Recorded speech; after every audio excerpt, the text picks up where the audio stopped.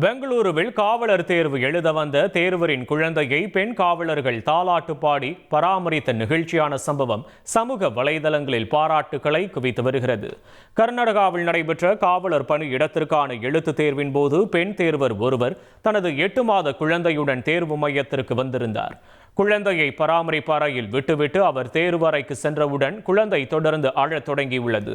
இதனை கண்ட அங்கு பாதுகாப்பு பணியில் ஈடுபட்டிருந்த CK அச்சுக்கட்டு காவல் நிலைய பெண் காவலர்கள் அழுது கொண்டிருந்த குழந்தையை பாசத்தோடு கைகளில் தூக்கி வைத்து அழுகையை சமாதானப்படுத்தினர். பின்னர் சேலையில் தொட்டில் கட்டி தாலாட்டு பாடி குழந்தையை தூங்க வைத்ததுடன் தாய் தேர்வு எழுதி முடித்து வரும் வரை கவனமாக பராமரித்தனர்.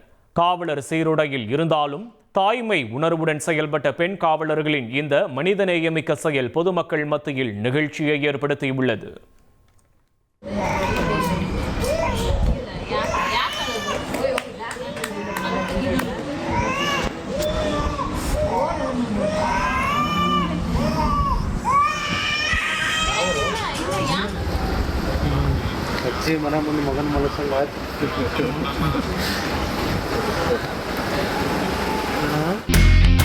இனி செல்லும் இடமெல்லாம் செய்தி. தந்தி டிவியின் வாட்ஸ்அப் சேனலை ஃபாலோ பண்ணினா செல்ல இருக்கும் இடமெல்லாம் செய்தி.